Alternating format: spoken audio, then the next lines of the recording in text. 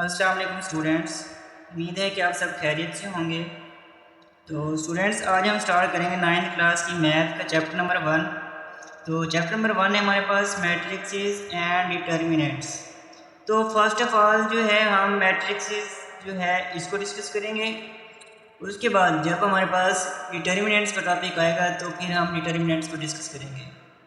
तो पहले हमारे पास मैट्रिक्स। तो मैट्रिक्स जो है, मैट्रिक्स क्या है? तो मैट्रिक्स की हम कैसी डेफिनेशन कर सकते हैं?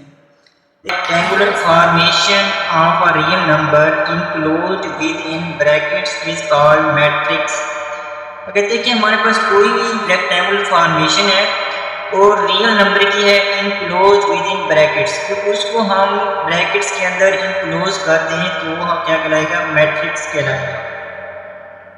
देखिए हमारे पास क्या है, कोई रियल नंबर की एक फॉर्मेशन है जिसको हम ब्रैकेट्स के अंदर इनक्लोज कर दें तो वो मैट्रिक्स कहलाएगा। मिसाल के तौर पर हमारे पास है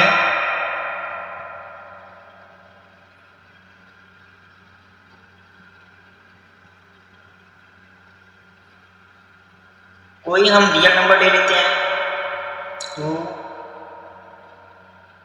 3 4 6 1 2। अब ये हमने रियल नंबर ले लिया। अब रियल नंबर लेने के बाद फिर हमने क्या करना है, कोई से रियल नंबर लेने हैं, उसके बाद उनको इनक्लोज विद इन ब्रैकेट्स, उसको हमने ब्रैकेट्स में इनक्लोज कर दिया। तो ये हम ब्रैकेट लगा लेते हैं, इनको इनक्लोज कर लेते हैं। तो अब ये हमारे पास जो है मैट्रिक्स की फॉर्म में बन गया। अब अगर हम दूसरी मिसाल लें 4 1 2 3 6 ले लेते हैं और 7, तो इसको हम ब्रैकेट्स के अंदर इनक्लोज कर दें। तो इसको हमने इनक्लोज कर दिया तो ये हमारे पास मैट्रिक्स बन गया। अब जो है मैट्रिक्स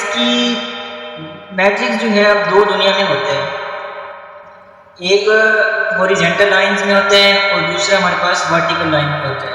अब हॉरिजॉन्टल लाइंस कौन सी होती हैं? ये वाली हॉरिजॉन्टल लाइन होती हैं, ये वाली हॉरिजॉन्टल लाइन होती हैं। और वर्टिकल लाइन कौन सी होती हैं? ये वाली वर्टिकल लाइन होती हैं, ये वाली वर्टिकल लाइन होती हैं और ये वाली वर्टिकल लाइन होती हैं। अब उसके बाद जो हॉरिजॉन्टल लाइन होती हैं उसको हम कहते हैं रोज। अब ये हमारे पास हॉरिजॉन्टल लाइन है तो इसे हम कहेंगे रोज। पहले नंबर पे है तो रोज R1, ये दूसरी रोज है तो इसको R2। अब कॉलम्स की बात करें तो हमारे पास जो वर्टिकल लाइन होती हैं उसे हम कॉलम बोलते हैं। ये हमारे पास वर्टिकल लाइंस है तो मतलब कि हमारे पास C1, C से मुराद हमारे पास कॉलम्स है, तो ये अब दूसरा कॉलम्स है तो ये हमारे पास C2 और ये तीसरा कॉलम्स है तो इसे हम कहेंगे C3। अब इसी तरीके से अगर इस एग्जांपल को हम देखते हैं तो ये हमारे पास रोज है और ये हमारे पास रोज है और ये हमारे पास रोज है, तो ये रोज R1 और ये रोज हमारे पास R2 और ये रोज हमारे पास R3। अब इसी तरीके से अगर हम कॉलम में देखना चाहते हैं तो ये हमारे पास कॉलम्स है, तो ये हमारे पास C1 और ये हमारे पास एक कॉलम्स है C2। तो अब रोज भी आ गई हमारे पास, कॉलम्स भी आ गए। अब अगर हम इसको रिप्रेजेंट करते हैं मैट्रिक्स को, तो मैट्रिक्स को रिप्रेजेंट करने के लिए हम क्या करते हैं, कोई भी हमें अल्फ़ाबेट लेना है तो कैपिटल अल्फ़ाबेट लेना हमने A इज इक्वल टू। अब इसके अंदर हमने कोई भी रियल नंबर ले लेते हैं 1 4 5 6 2 3। तो अब देखिए हमने कोई रियल नंबर लिए, रियल नंबर लेने के बाद हमने क्या किया, उसको ब्रैकेट्स के अंदर इनक्लोज कर दिया।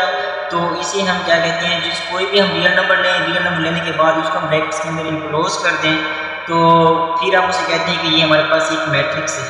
क्योंकि हमारे पास डेफिनेशन के अंदर ये आ रहा है कि rectangular formation of a real number enclosed with in a brackets is called matrix, कि हमारे पास कोई फॉर्मेशन है रियल नंबर की जिसको हमने इनक्लोज करना है ब्रैकेट्स के अंदर, तो उसे हम कहते हैं कि ये मैट्रिक्स है।